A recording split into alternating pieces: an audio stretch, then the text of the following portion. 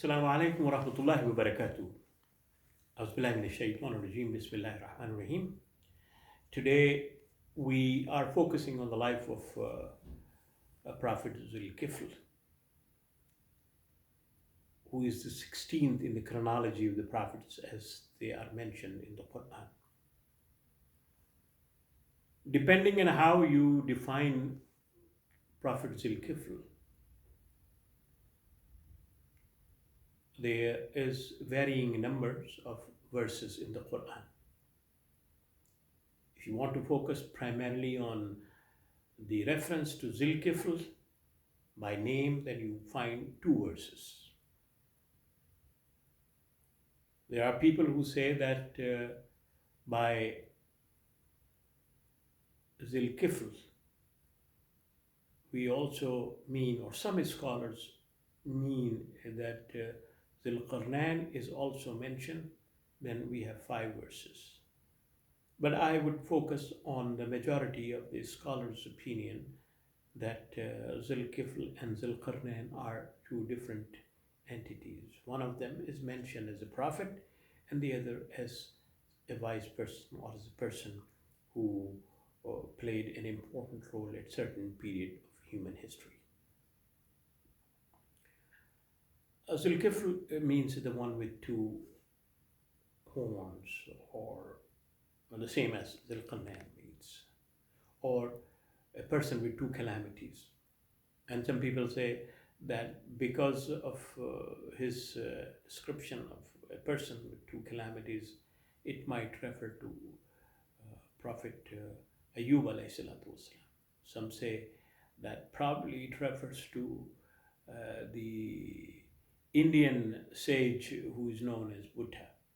Allahu alam, how because we reach to that kind of conclusion, because Quran mentions only 2 verses about Zul-Kifl, and in those 2 verses he is described as someone who is very patient, and he is someone who is good in character. In other words, it's quite possible that he must have faced adversities and calamities in his lifetime. And it's quite possible, as the Quranic descriptions tells us, that he must have demonstrated the highest quality of patience and perseverance in the wake of all that was happening around him in terms of calamities, that he was not giving up. He had full belief in Allah subhanahu wa ta'ala. He had full confidence and trust in the ability of Allah subhanahu wa ta'ala to help him and inspire him to overcome those kind of difficult times. And then he was good. Always good means that people in general recognized his goodness. It was a fact that was known to the people that his nature was a pleasant nature. His nature was a nature of piety and virtuosity.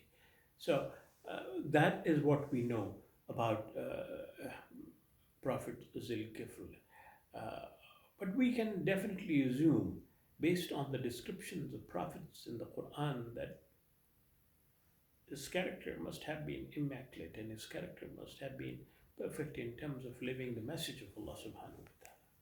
He must have been a person who was involved in the community. He must have been a person who was facing trials and yet standing up to his crowns. He must have been a person who was giving constant assurance to the people and constant confidence to the people in their own ability to comprehend the divine reality and divine guidance.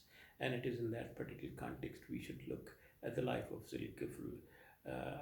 That message that emerges from that is that we must always be patient in adversities and calamities, and we must always be good no matter how difficult times we face in our life. أقول قولي هذا وأستغفر الله لي ولكم.